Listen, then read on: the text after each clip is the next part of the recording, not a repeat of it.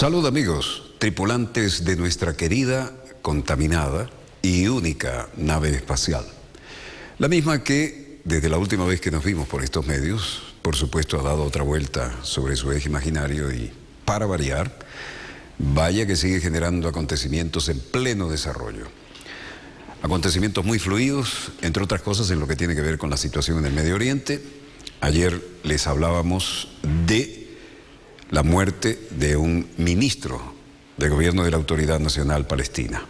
Para variar, esto ha enrarecido la situación y desde luego no es la única lectura que tenemos hoy, pero dándole continuidad al evento de la víspera, ampliaremos el panorama para otros temas que marcan una pauta bastante interesante. Y cuando digo interesante no estoy hablando de aquel viejo proverbio chino que decían que los dioses te permitan vivir tiempos interesantes y uno no sabía si era una bendición o una maldición, pero por ahí van las cosas. En cualquier caso, la realidad hoy es la que tenemos en pantalla y es la que vamos a compartir con ustedes.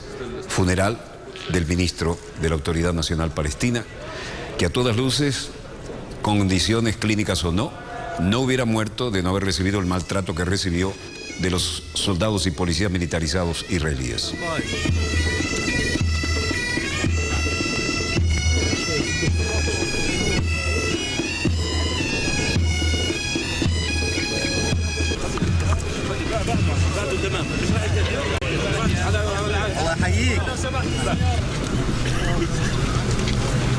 Mientras esto ocurría, el director de la CIA defiende a la agencia tras publicar el informe de torturas que ha sido el escándalo mundial y se filtra que el ejército islámico, tan criticado, habría sido creado en un campo de detención estadounidense. Lo dice el diario británico The Guardian. Como de costumbre, fabricando los terroristas ellos mismos y luego posando de víctimas. Por otra parte, el 81% de los estadounidenses cree que el ejército islámico atacará a Estados Unidos en cualquier oportunidad que tengan. Bueno, el mundo chiita también va camino de Kerbala, desafiando las amenazas yihadistas porque es el tiempo de la peregrinación. Y mientras la Cámara Baja de Irlanda reconoce al Estado palestino, Francia también hace lo mismo en una votación en el Parlamento. Mientras tanto, se discrepa sobre la causa y muerte del ministro palestino Abu Ain. Los médicos dijeron que Abu Ain falleció debido a un golpe y no por causas naturales.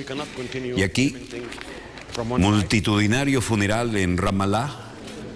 Y hablaba, por supuesto, el jefe negociador palestino Saeb Erekat, decía: Netanyahu no puede continuar el tratamiento a la autoridad palestina sin ninguna autoridad de su parte. No puede decir deseando tener una ocupación ilegal de nuestros territorios y que le salga gratis. Hay un gran paso que dar, incluyendo tal vez que el gobierno israelí reanude sus responsabilidades históricas como potencia ocupante, única potencia ocupante, que incluiría la suspensión de la cooperación en seguridad. No podemos continuar con la implementación de la cooperación en seguridad solo de parte nuestra y con la indiferencia absoluta del lado israelí y la represión militar de parte de ellos. Ahí la tienen. Miles de palestinos despiden al ministro fallecido mientras siguen las divergencias en torno a la autopsia. Según la agencia Reuters, ambas partes coinciden en que Abu Ain tenía un problema coronario, pero difieren sobre las causas. La Autoridad Nacional Palestina, y acá están las reacciones, ¿no? El ciclo de nunca acabar. La Autoridad Nacional Palestina ha culpado el jueves a Israel de llevar toda la responsabilidad de su asesinato y las consecuencias posteriores, diciendo que la autopsia indica que Abu Ain, de 55 años, murió por un golpe de un soldado israelí y la consiguiente inhalación de gas lacrimógeno. Los resultados indican que Abu Ain murió por la violencia empleada, denuncia el portavoz del gobierno palestino, Ihab Besseiso.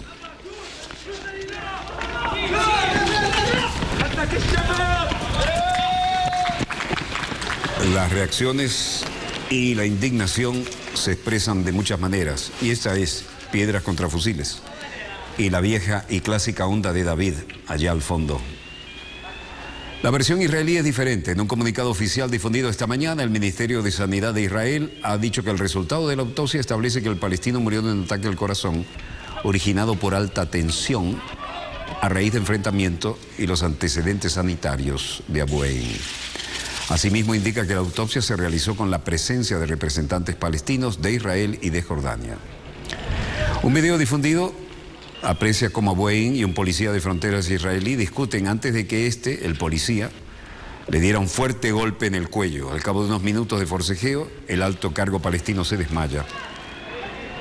Llega demasiado obstaculizada y tarde la ambulancia y lo traslada a un hospital en Ramallah y muere en el camino.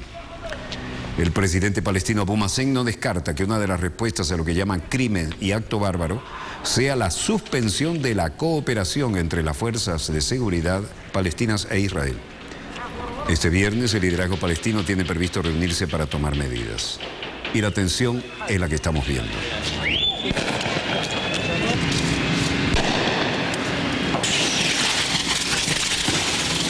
Jóvenes palestinos se enfrentaban a todas horas con soldados israelíes y miles de personas asistían al funeral de Estado palestino para el ministro que murió después de ser agredido por los policías militares israelíes. El cortejo fúnebre a través de las calles a un cementerio, como sea acompañado por disparos al aire, una multitud de hombres con chaquetas de cuero y pañuelos a cuadros blancos y negros, el kafir, que utilizaban los teléfonos móviles para filmar el funeral en una fría pero soleada tarde. Margen occidental del Jordán, palestinos e israelíes chocan en Cisjordania, como es tradicional. Entre 6 y 100 palestinos, 60 y 100, bueno, oraciones antes de empezar la sesión aquí.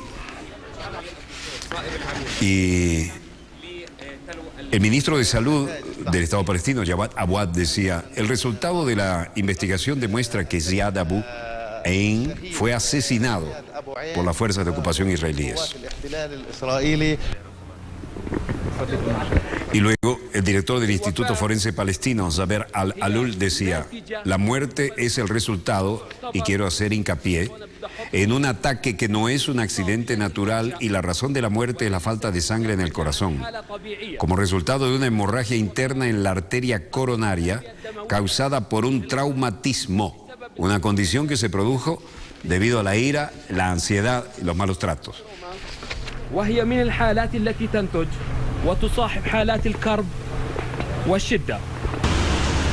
Como es nuestra costumbre, daremos también la opinión de los forenses del lado israelí. Este es el Instituto Nacional de Medicina Forense. Shane Kugel da la versión israelí del mismo lamentable hecho.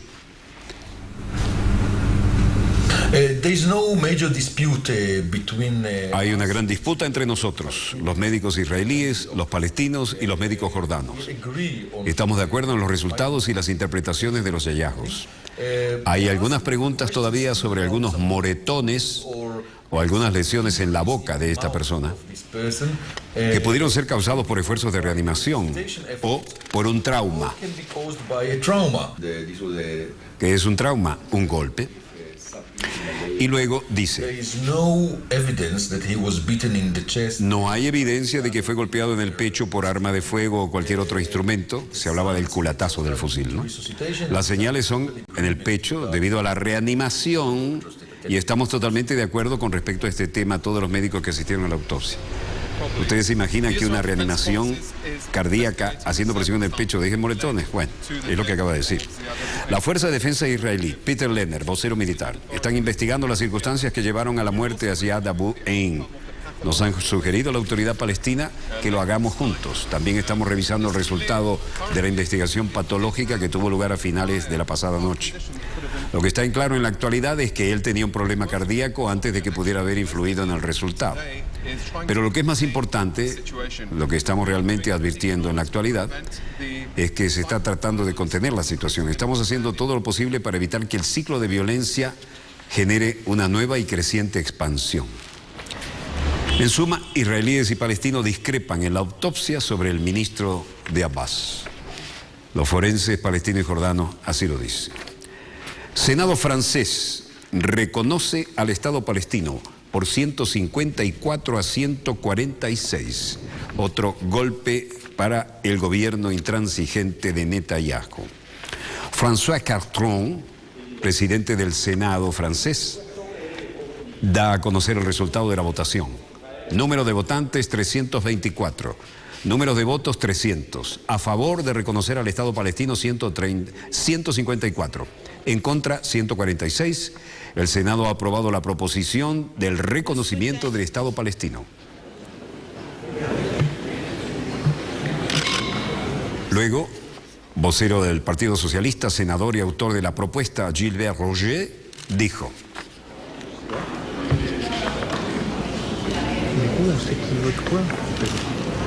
creo que ha sido útil para la Cámara Alta del Parlamento celebrar una votación de una manera que amplifica la realizada ya por nuestros colegas de la Cámara Baja. Es un mensaje fuerte y claro para todo el mundo y yo estoy feliz de los resultados. 300 pour l'adoption, 154 a favor, 146 en contra y el Senado ha aprobado la proposición de reconocer al Estado palestino.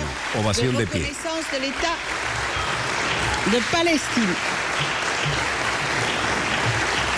Esta es toda Francia que le manda un mensaje a Israel. A pesar de que en Francia, chacun son juifs.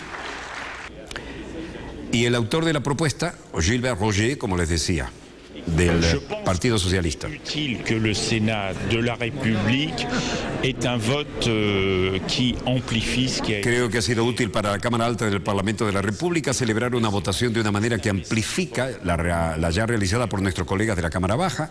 Es un mensaje fuerte y claro para el mundo y yo estoy feliz de lo que hemos votado. Del centro derecha, el partido UMP, el senador y ex primer ministro francés Jean-Pierre Raffarin decía: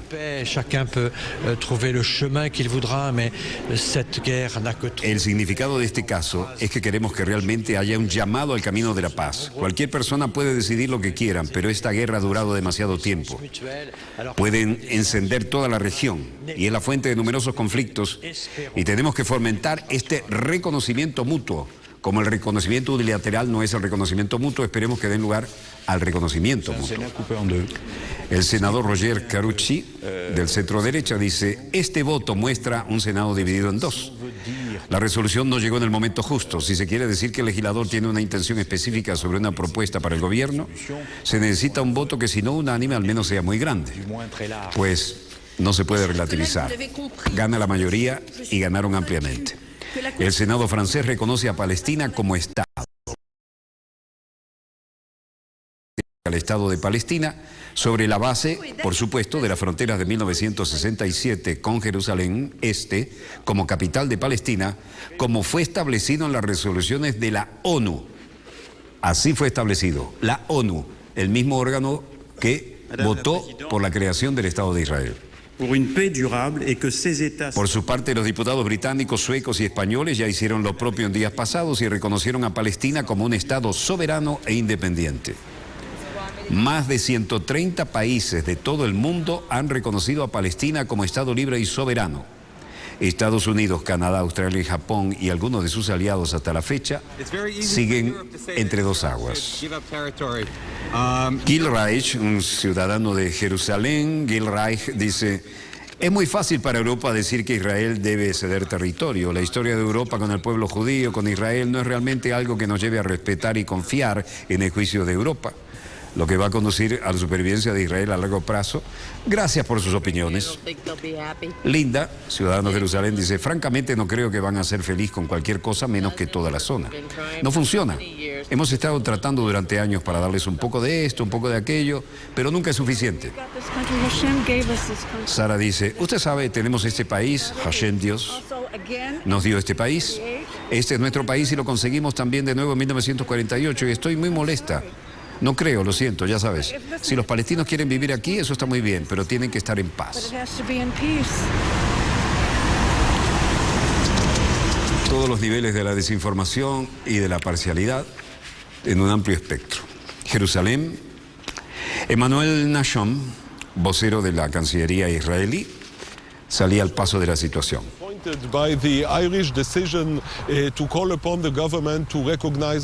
Encajaban el golpe de la opinión pública internacional. Dice, Israel está muy decepcionado por la decisión irlandesa de llamar al gobierno a reconocer Palestina.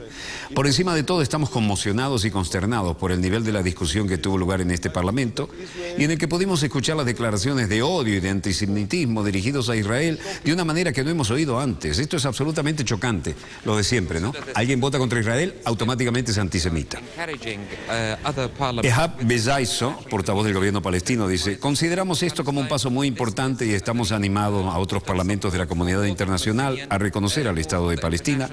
Se trata de un apoyo muy importante para todo el movimiento palestino, la comunidad internacional, a reconocer los derechos de los palestinos hacia el logro de un Estado independiente con Jerusalén Oriental como su capital. Francia e Irlanda aprueban mociones en ese sentido y se suman a numerosos otros países. El 30 de octubre Suecia hizo lo mismo. Mientras tanto, en Bagdad, en Kerbala, en Irak Central, peregrinación. ¿Por qué? Porque este es el momento en que los chiitas peregrinan hacia Kerbala y eso se cumple cada año de un ritual inapelable. Oficial de seguridad no identificado, tomando medidas extremas ante el nivel de inseguridad y terrorismo que hay. No olvidemos que Irak estaba dividido en chiitas, sunitas y kurdos. Nuestro deber es proteger a los peregrinos y tenemos patrullas conjuntas de la Policía Federal y el Comando de Operaciones de Bagdad. Estamos protegiendo adecuadamente a peregrinos y nos mantendremos en alerta hasta el final de este ritual. Observen al fondo las mezquitas doradas, es una mezquita espectacular, la de Kerbala. Estuve, por casualidad, en una fecha de estas, yendo hacia el Golfo, y es impresionante el fervor religioso que se nota allí.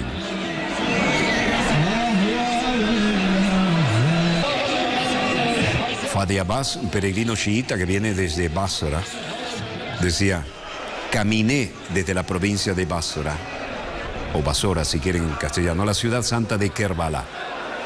Los servicios que nos están ofreciendo son muy buenos y todo va bien hasta ahora. Y nuestros hermanos, policías y soldados han sido desplegados a lo largo del camino para darnos seguridad. Las personas de todas las provincias y todos los países se están reuniendo en la ciudad. Gracias a Dios, esta visita es vista como un desafío al Daesh, al Estado Islámico, y todos los que apoyan y los respalden. Todo está saliendo bien. تفادون على كربلاء من جميع المحافظات ومن جميع دول العالم والحمد لله والشكر. هاي الزيارة تعتبر تحدي لداعش وأعوانهم وكل من يساندهم من دول الكفر والشرك. Otro peregrino, Mohamed Jabbat, decía, hemos venido aquí a pesar del Estado Islámico y el terrorismo. Nosotros los desafiamos, gracias a Dios, y no ha pasado nada. Venimos a expresar nuestra fe en paz.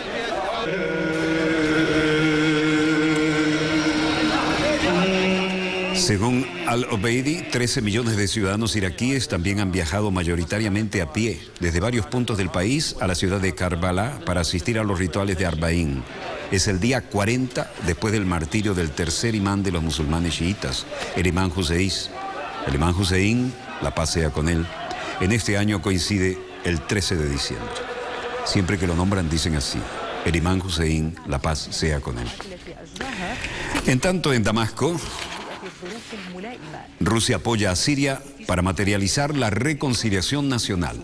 Mikhail Bogdanov ha llegado a la capital siria para sostener conversaciones con altos funcionarios y la visita del funcionario ruso tiene como parte una gira regional destinada a alcanzar un consenso internacional sobre la fórmula de un diálogo intersirio. El enviado especial del presidente ruso Vladimir Vladimirovich Putin para Oriente Medio se reunió, como acabamos de ver, con el presidente de Siria Bashar al-Assad. Y esto, otro de los envíos donde no aparece nunca un corresponsal de guerra identificado, donde siempre las agencias se lavan las manos y toman de lo que dicen son páginas web de los sectores involucrados. Parece que ya se acabaron los corresponsales de guerra.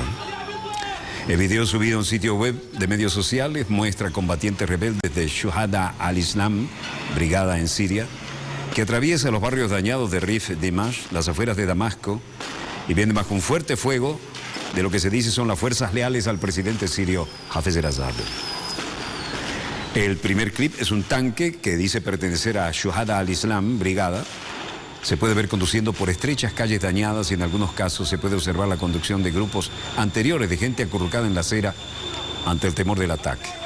En el segundo videoclip, un grupo de combatientes, lo estamos viendo, del grupo Shuhada al-Islam, una brigada, corren por las calles dañadas.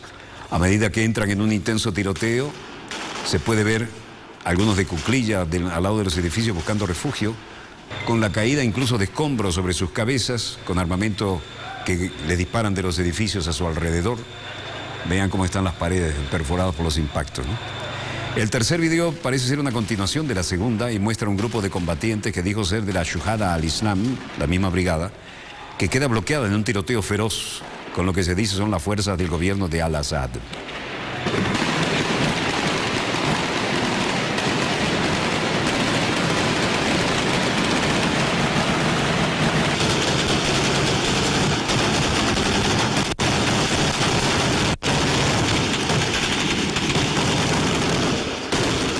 Vamos a entrar en el cuarto año de esta guerra civil siria provocada desde el exterior y por intereses muy claros, y no hay muestras de solución a la vista. En 4 años no han podido tumbar al presidente Bashar al-Assad. ¿Qué significa eso? Hay fuerzas armadas, hay una cadena de mando y hay fidelidad al mando. Y aquí están metidos hasta el codo los intereses que desean tumbar a ese gobierno y son del exterior. Y no todos son los que reconocen ser.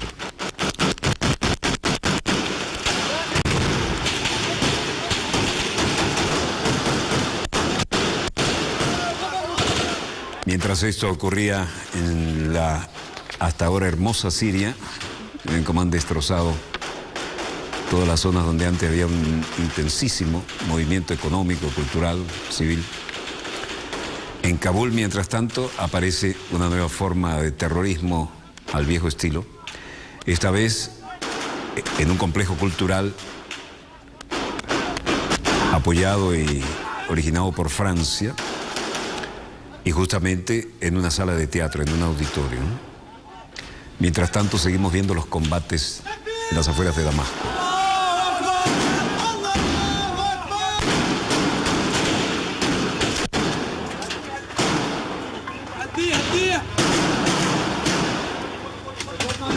Como de costumbre, nunca un corresponsal de guerra que aparezca y diga soy fulano de tal, de la agencia tal, con su logotipo ahí, y que diga estamos transmitiendo para Reuters, para Associated Press, para la que sea. No. Todo lo suben a las páginas web los que están involucrados en los combates. Nadie al viejo estilo de corresponsal de guerra aparece en esta situación. Tampoco es de desear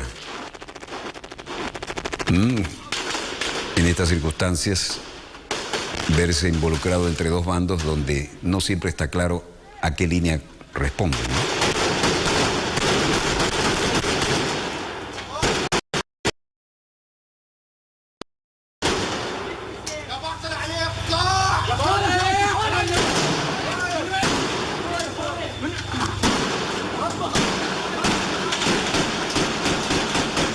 ¿A quién dispara el señor de la izquierda hacia abajo? Si el compañero está subiendo por la escalera, sería muy fácil bajarlo, ¿no? Ya tendría que haber muerto 3 veces. Analizando esto, ¿y por qué hay una cámara esperándolo arriba? Como les dijimos, hace 40 años empezamos a decir esto y dijimos, viene un mundo interconectado vía satélite y va a haber 2 teatros de operaciones, la realidad en el terreno y lo que nos quieran vender en los medios de comunicación. Bueno, ahí está. Pero el tema es que con un mundo interconectado la cosa es mucho más grave, porque esto genera opinión y fuerte. Bueno, ese es Aaron Yusuf, testigo de un ataque en Kabul, Afganistán. Estaban en el centro francés y dice, estaba viendo el espectáculo de teatro dentro del auditorio con mi familia cuando de repente una terrible explosión ocurrió y gracias a Dios, mi familia y yo no resultamos heridos en la explosión, pero muchos de mis amigos están heridos y han sido trasladados al hospital.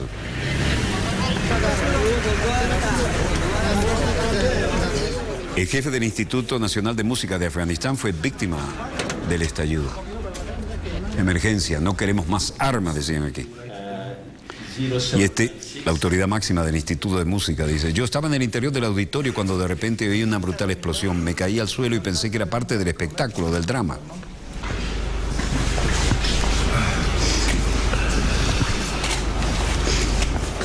Pero cuando traté de levantarme del suelo, vi sangre y venía de mi cabeza. Luego perdí el conocimiento y no sé qué pasó después.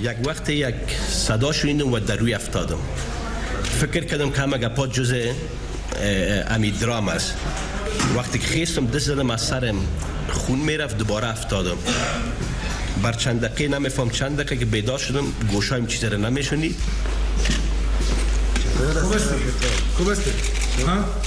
Bueno, estas son las consecuencias del brutal atentado contra el Centro Cultural Francés en Kabul. Se ha confirmado un extranjero muerto, 15 civiles heridos y una situación hasta ahora difícil de explicar. Dejamos estas dramáticas imágenes de lo que está ocurriendo ahora en Kabul, donde hasta los centros culturales parecen ser blanco rentable para los terroristas, y vemos la realidad de los mercados. El precio del crudo venezolano estable a 60,55, no es ni remotamente el precio al que debería estar. Aquí hay una gran mano peluda que está bajando los precios, sobreproduciendo para agradecer la protección que recibe. Precio de la cesta OPEP a la baja, $61.37. El West Texas en la misma tendencia, $61.31. Y el Brent del Mar del Norte en igual tendencia, 64,65. El precio de la onza Troy de oro sube, $1.227.80. El precio del café baja, $176.63 el quintal. Sube el cobre, 6.476 redondo la tonelada. Y el precio del níquel también al alza, 16.425 redondos la tonelada. La soja también al alza, 382,78. Y el precio del euro, 1,23 estable. Voy a emitir una opinión que no es nueva en este programa, pero que no involucra ni remotamente la posición de ningún funcionario del gobierno de la República Bolivariana de Venezuela. Como productor de este programa, es mi opinión. Y como analista internacional de 4 décadas, voy a decir una perogrullada. ¿Quiénes son los países que tienen la capacidad de bombear como le dé la gana más y más para saturar el mercado? Los que están en el Golfo, empezando por Arabia Saudita, que necesita protección, y luego todos los Emiratos, ¿no? Nosotros, que somos los fundadores de la OPEP, no podríamos hacer eso, no porque nos falte capacidad, sino porque somos los creadores de la OPEP, y por primera vez en la historia, los productores de materia prima pudieron reivindicar sus condiciones en el mercado.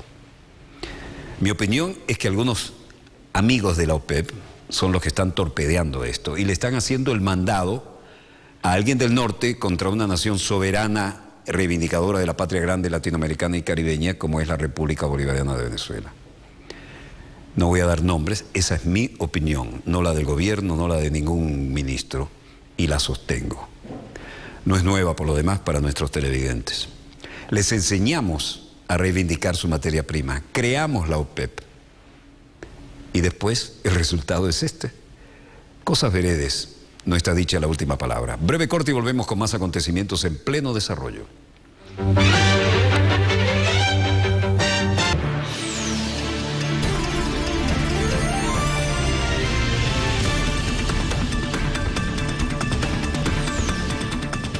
Tú decidiste con tu voto. Disfruta los títulos ganadores de la votación Reportajes Telesur 2014. Sábado, abril 1994. El odio sembrado entre hermanos durante décadas rinde un fatídico fruto. The education system had played a very big role because the kids were taught that some people in this country were just evil. 100 años de genocidio, más de 1 millón de víctimas. Ruanda, 20 años después del infierno. Este sábado, solo por Telesur. 11 de diciembre de 1964, 50 años del histórico discurso de Ernesto Che Guevara en la ONU. Ernesto Che Guevara, representando a Cuba, pronunció un discurso ante la Asamblea General de las Naciones Unidas, cuyo contenido trasciende hasta nuestros días. Ahora sí, la historia tendrá que contar con los pobres de América, con los explotados y vilipendiados de América Latina, que han decidido empezar a escribir ellos mismos para siempre su historia. Sus palabras constituyeron una fuerte denuncia al modelo capitalista y a la injerencia de Estados Unidos a escala internacional. Desnudó los crímenes que ha cometido el imperio norteamericano y expresó que Cuba y Latinoamérica representaban una muestra de dignidad, honor y lucha que nunca sería doblegada. 11 de diciembre de 1964. 50 años del histórico discurso de Ernesto Che Guevara en la ONU.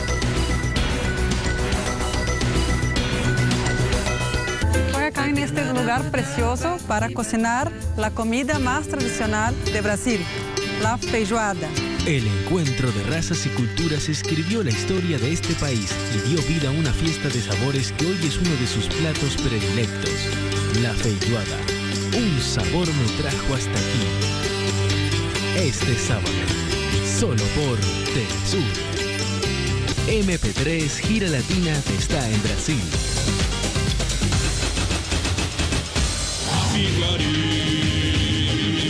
Y en esta entrega navegaremos junto a Baiano el río Amazonas a través de su música.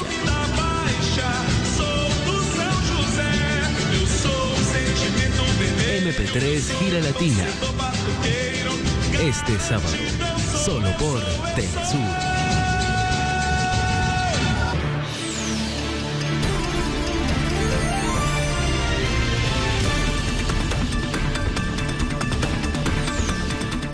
Vemos con más acontecimientos en pleno desarrollo y hay una interesantísima jugada diplomática entre el país más extenso del planeta y el segundo más poblado.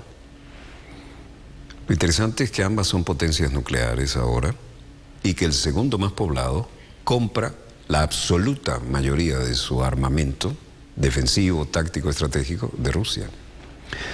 Y es así que el incansable Vladimir Vladimirovich Putin sale de Moscú.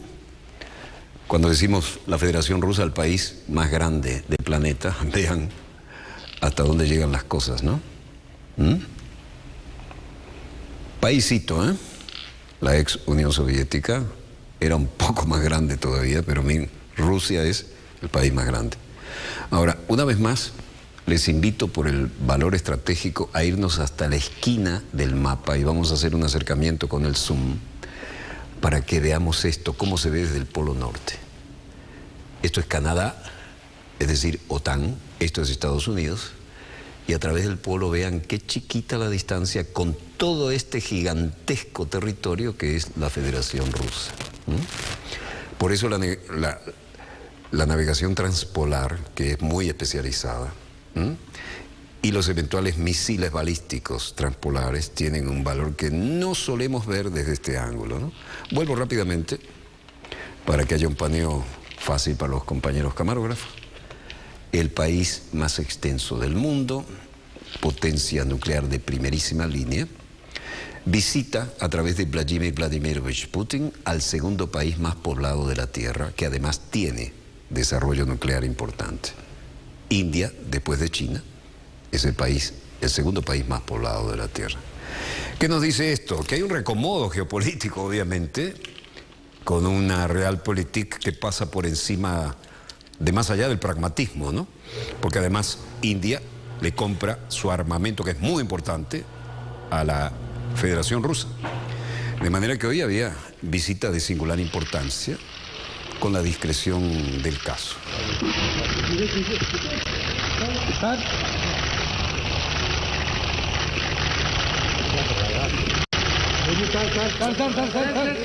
Primer ministro de la India da la bienvenida a Vladimir Vladimirovich Putin.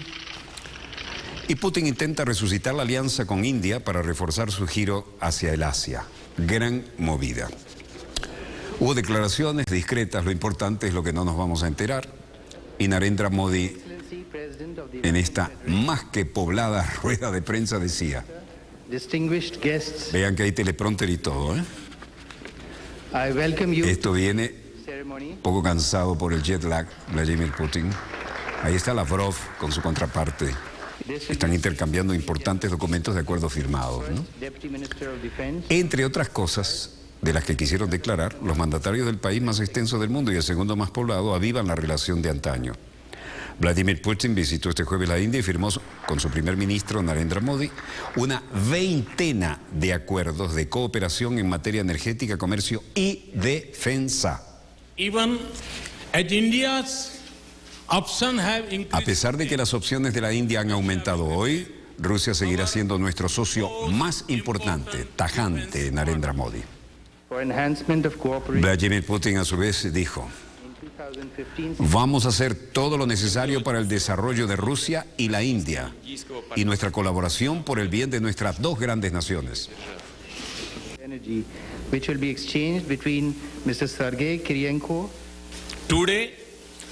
Narendra decía, hoy hemos esbozado una visión ambiciosa para la energía nuclear de al menos 10 nuevos reactores más.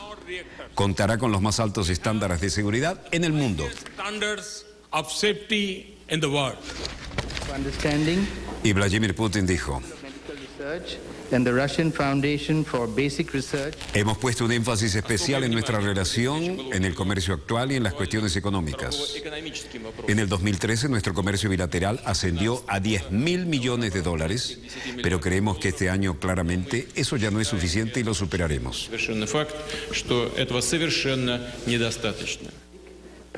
Rusia busca incrementar los intercambios con India, un aliado desde tiempos de la Unión Soviética y con el que tiene un importantísimo comercio bilateral de miles de millones de dólares. En su primer encuentro desde que llegó al poder en mayo, Modi dio la bienvenida a Putin con un tuit en ruso. Los tiempos han cambiado, pero nuestra amistad no. Ahora vamos a llevar esta relación hasta el siguiente nivel y esta visita es un paso en esa dirección. Tuitazo de Narendra Modi.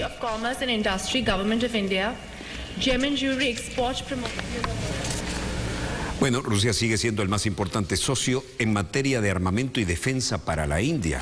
Y eso lo ratificó una vez más el propio Modi, ¿no? Después de la reunión cumbre con el presidente ruso Vladimir Putin de visita en el país, Modi dijo a la prensa que India y Rusia acordaron explotar las ilimitadas, así lo definió, ilimitadas oportunidades existentes en la cooperación en materia de armamento y defensa.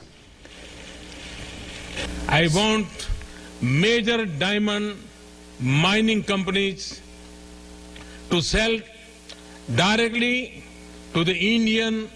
Voy a hacer todo lo que sea necesario para el desarrollo de la sociedad Rusia-India en bien del futuro de nuestras dos grandes naciones. Hoy hemos subrayado la ambiciosa visión para la energía nuclear de como mínimo 10 nuevos reactores nucleares y tendrán los máximos estándares de seguridad en todo el mundo. And re-export unsold ones. This is going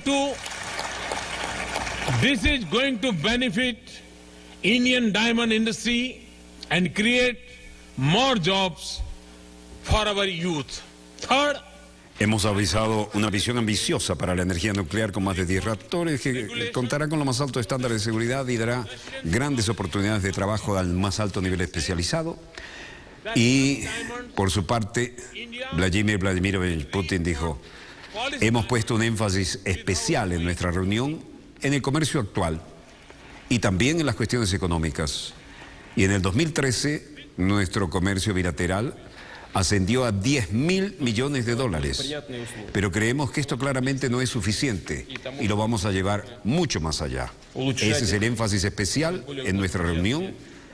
Habló solamente del comercio y lo bilateral, ¿no? Pero el primer ministro de la India directamente le entró al tema nuclear. No olvidemos que la India es uno de los mayores clientes de armamento de última generación fabricado por Rusia también.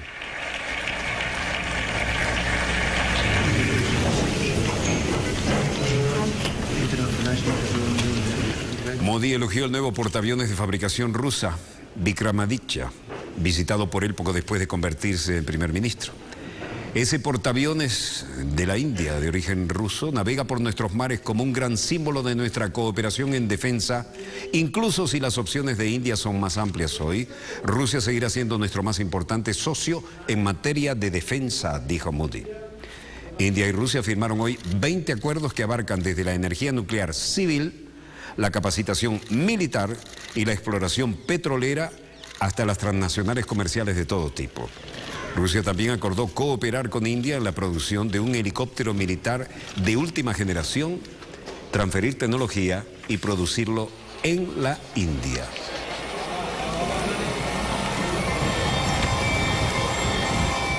Todos los niveles de la tecnología de la India, que es un país suficientemente desarrollado, esperan ser llevados a un nivel mucho más alto en esta nueva simbiosis con la Federación Rusa.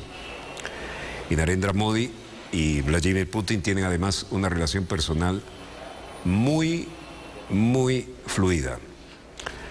De manera que todos los tipos de producción, de generación de valor agregado, desde los diamantes que son de utilización industrial hasta aquellos que no lo son de utilización industrial, todo pasando por la energía nuclear, la nueva etapa de la aviación de combate y la aviación civil, todo está puesto sobre la agenda.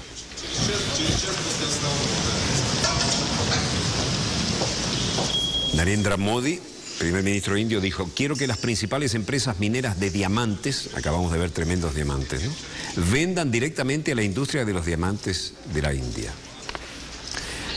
Y luego dijo: hemos decidido crear una zona de notificación especial en el que las principales empresas mineras puedan importar diamantes en bruto en una consignación y reexportación de los no vendidos.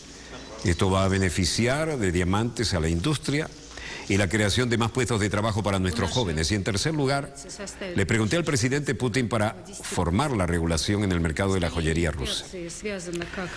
Vladimir Putin estuvo de acuerdo y se informó que con el fin de lograr una cooperación eficaz y mejores condiciones aduaneras y administrativas, un clima favorable de negocio debe ser creado, así como un nivel de seguridad que se debe repotenciar. Mientras tanto, India y Rusia firman acuerdo de cooperación militar de muy alto nivel, además del nuclear y el energético. La realidad es que, pese a todas las declaraciones que estamos viendo, la cumbre de India y Rusia se centró fundamentalmente como tema de base en la cooperación nuclear y de defensa. Y de acuerdo con el embajador ruso en la India, Alexander Kadakin, los acuerdos que se suscriben están relacionados con la cooperación nuclear y de defensa y dará una poderosa recarga a toda la gama de relaciones bilaterales y ampliará el espectro de una asociación mutuamente beneficiosa.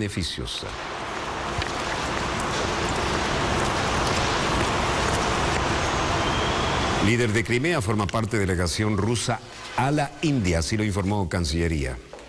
Y en Moscú estábamos viendo a Elvira Nubiulina, la titular del Banco Central de Rusia, que decía: de acuerdo con nuestra evaluación, la inflación de 2014 será como de un 10%. Y el caso de los crecientes riesgos de inflación, el Banco de Rusia está dispuesto a seguir aumentando la tasa de interés clave y hemos tomado todas las medidas para salir adelante en esta situación. El Banco Central ruso estima para su presupuesto el barril de petróleo en $80. Y en caso que se cumpla ese pronóstico, el rublo, que ha perdido 49% de su valor en lo que va de año, se fortalecerá notablemente en 2015. Por lo demás, todas las autoridades han declarado, y el vocero de la Cancillería, Alexander Lukashevich, decía: como ustedes saben, la celebración de una reunión del Grupo de Contacto de Minsk estaba prevista para hoy y mañana. Sin embargo, debido a la necesidad de preparaciones adicionales de la agenda de la reunión, hemos accedido a toda una gama de diferentes aspectos y el evento más probable tendrá lugar un poco más tarde de parte de Rusia. Dedicaremos el máximo esfuerzo para tener una reunión de este grupo organizado tan pronto como sea posible y lograr resultados positivos para nuevos pasos hacia la realización de los acuerdos de Minsk. En suma, Rusia dice que busca conversaciones de paz sobre Ucrania lo antes posible, y así lo informó el vocero de la Cancillería aquí en pantalla. Rusia dedicará el máximo esfuerzo para organizar una reunión de este grupo lo antes posible y para producir resultados positivos y lograr los mayores pasos hacia cumplir los acuerdos de Minsk, dijo Lukashevich en esta rueda de prensa. Mientras tanto, en Kiev, el Parlamento estaba en sesión Пане голово, я хочу підтримати пропозицію народного депутата Кужика.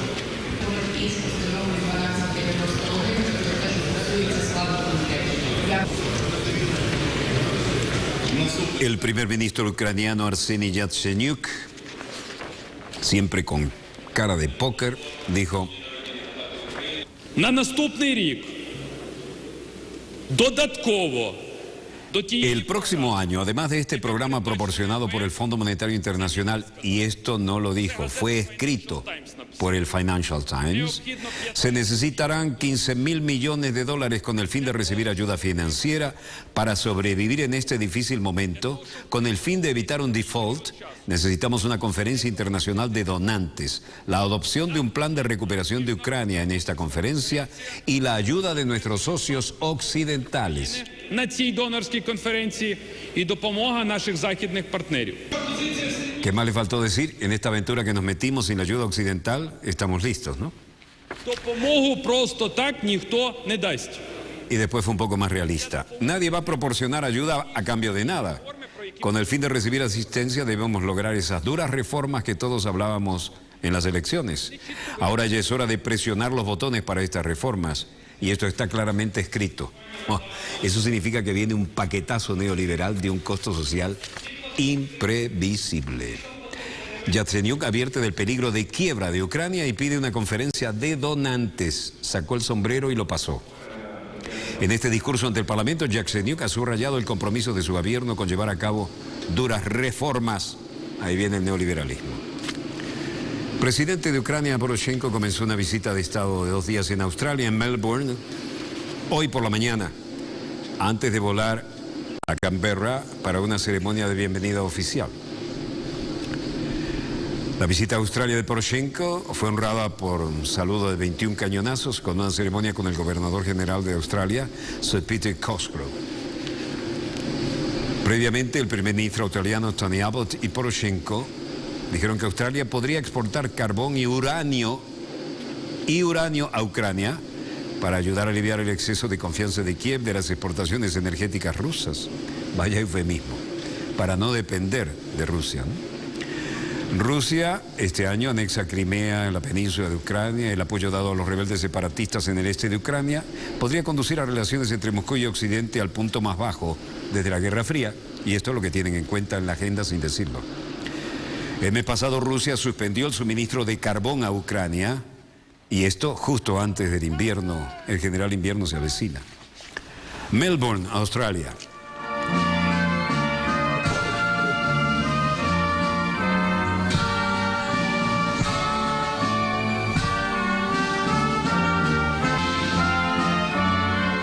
Ceremonia con todos los honores del primer ministro Tony Abbott para el presidente Petro Poroshenko.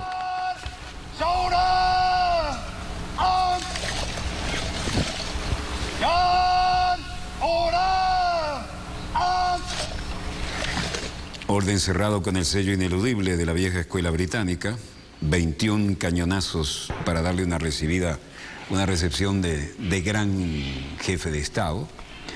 Australia es el esquinazo que está dando Occidente en este tema que ronca en las propias fronteras de Moscú.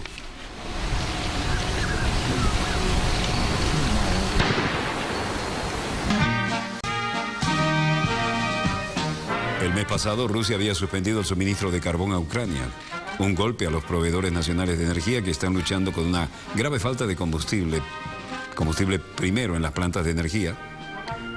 Y la visita de 2 días de Poroshenko servirá para un discurso de apertura en el Instituto de Política Exterior de Australia en Sydney, 12 de diciembre, y toda una agenda con un gran protocolo. Parecería que Australia está haciendo el juego que no quieren hacer las potencias europeas. El esquinazo se fue hasta allá, hasta el Pacífico, pero es la misma agenda. Pero el ministro australiano Tony Abbott, a quien le encanta este protagonismo, y dice, lleno de orgullo, Australia es una superpotencia energética y la seguridad energética es muy importante para Ucrania. sobre todo teniendo en cuenta su vulnerabilidad actual en suministros. Esto sería bueno, debemos ser capaces de llevar a cabo para el empleo y la prosperidad en Australia, así como para el empleo y la prosperidad en Ucrania.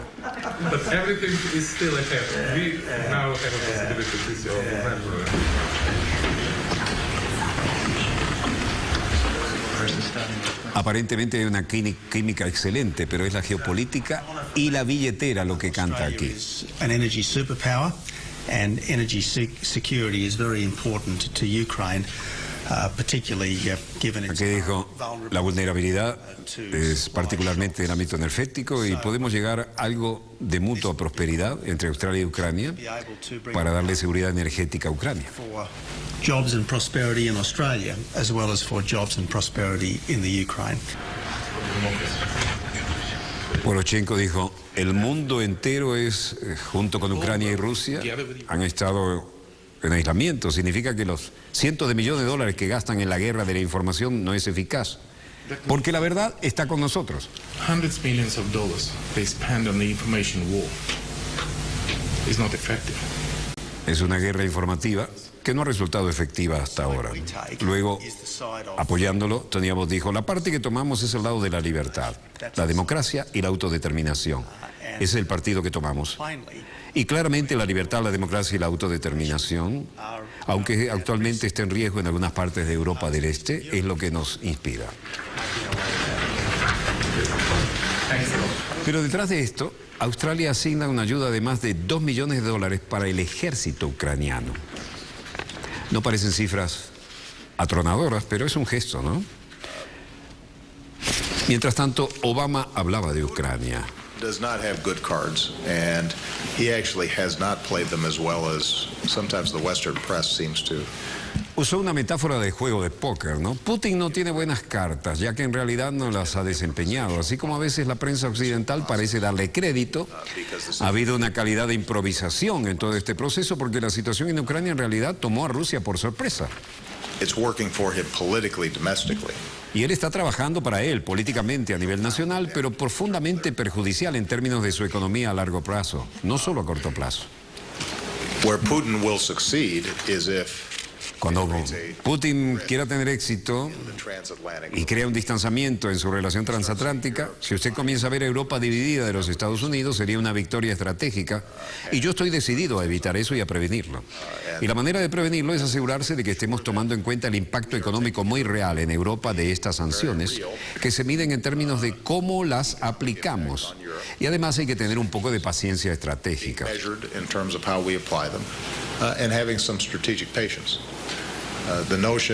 La noción de que podemos simplemente cambiar hasta sancionar más y más y más en última instancia, Putin cambia de opinión, bueno, creo que es un error de cálculo.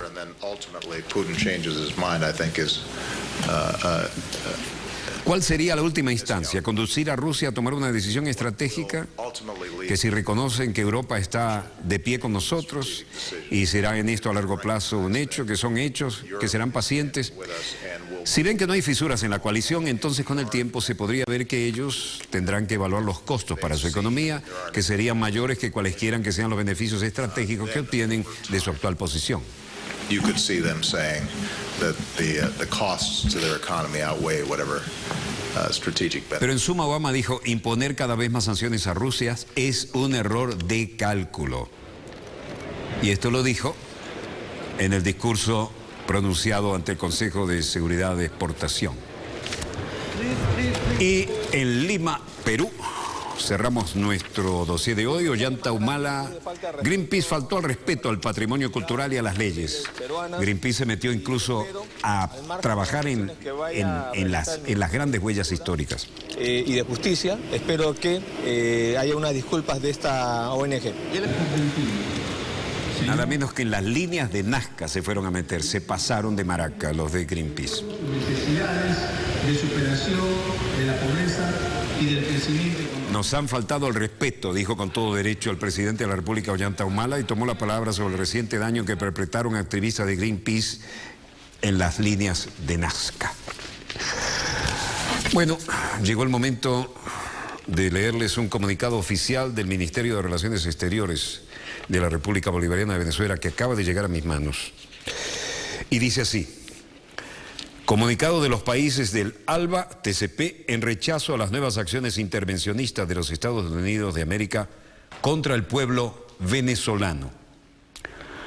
Los países de la Alianza Bolivariana para los Pueblos de Nuestra América, Tratado de Comercio de los Pueblos, ALTA-TCP, expresan su más enérgico rechazo a las actuales acciones intervencionistas contra el pueblo y el gobierno bolivariano de Venezuela, promovidas en el Congreso de los Estados Unidos de Norteamérica.